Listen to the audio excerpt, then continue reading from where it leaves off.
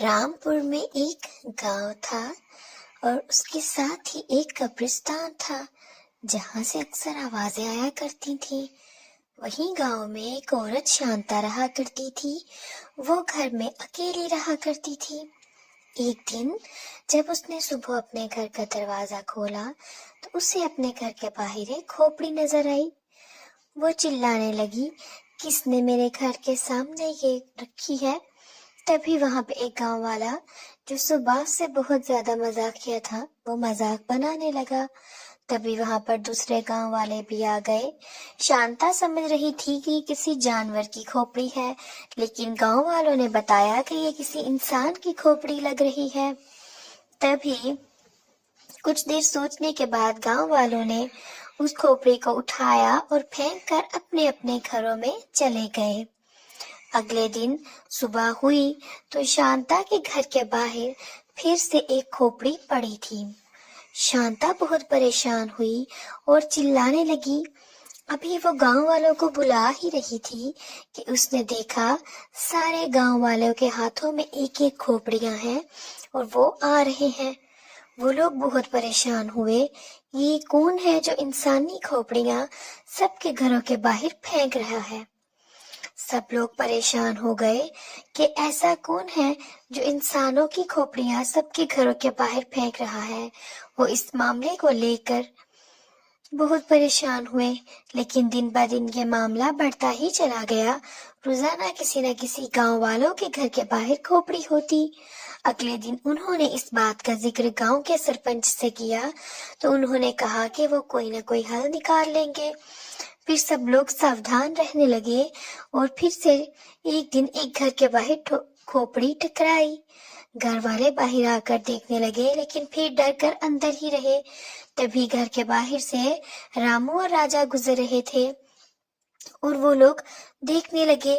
تبھی انہیں قبرستان کے پاس سے آوازیں آئیں اور وہ اسی دشا میں چل پڑے۔ انہوں نے دیکھا کہ بہت سے کنکال اور کھوپڑیاں میچ کھیل رہے ہیں۔ وہ دونوں گھبرا گئے کہ یہ لوگ کیا کر رہے ہیں۔ تبھی کھوپڑیاں آپس میں باتیں کرنے لگی کہ یہ کنکال بہت زور سے شاٹ کرواتا ہے اور کھوپڑی گاؤں میں چلی جاتی ہے، اس طرح تو کھوپڑیاں ختم ہو جائیں گی۔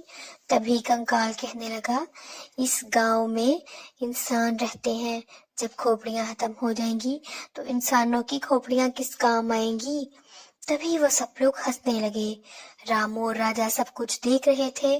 انہوں نے دیکھا کہ وہاں سے کھوپڑیاں گاؤں میں آ رہی ہیں اور صبح کے ہوتے ہی وہ لوگ ایک قبر میں چھپ گئے۔ رامو اور راجا نے ساری بات آ کر گاؤں والوں کو بتائی۔ گاؤں والے ڈر گئے اور کہنے لگے ہمیں گاؤں چھوڑ دینا چاہیے، لیکن دوسرے گاؤں والوں نے سمجھایا کہ اسی گاؤں میں رہنے میں ہماری بہتری ہے اور اس کا ہم حل نکالتے ہیں۔ اب اسی طرح روزانہ کھوپڑیاں گرنے لگی۔ گاؤں والے بہت زیادہ پریشان ہو گئے کہ اس کا کوئی نہ کوئی حل نکالا جائے، ورنہ یہ کھوپڑیاں اور کنکال ہمیں بھی کھا جائیں گے۔ تبھی گاؤں کے سرپنچ ایک بابا کو لے آئے اور ایک گاؤں والا ان کا مذاق بنانے لگا تو بابا نے اسے بکری بنا دیا۔ تبھی بابا نے کھوپڑی رامو کو دے کر کہا کہ کسی طریقے یہ کھوپڑی ان کھوپڑیوں کے پاس پہنچا دے جہاں وہ کنکال ہے اور پھر خود ہی دیکھ لینا۔ تبھی رامو اور راجا وہ کھوپڑی لے کر ان کے پاس چلے گئے۔ تبھی کنکال نے ہٹ لگائی اور کھوپڑی گاؤں میں آ گئی۔ تبھی رامو اور راجا نے وہ کھوپڑی بھی چڑیلوں کے پاس پھینک دی۔ جو ہی کنکال نے اس پہ ہٹ لگائی تو وہ کھوپڑی بم کی طرح پھٹ گئی اور ہر طرف آگ لگ گئی۔ اس سے ساری چڑیلیں جل کر بھسم ہو گئیں اور ختم ہو گئیں۔ پھر گاؤں والے خوشی خوشی رہنے لگ گئے۔ اگر آپ چینل پر نئے ہیں تو چینل کو سبسکرائب کرتے جائیں۔ ویڈیو پسند آ جائے تو اسے لائک کرنا ہرگز نہ بھولیے گا۔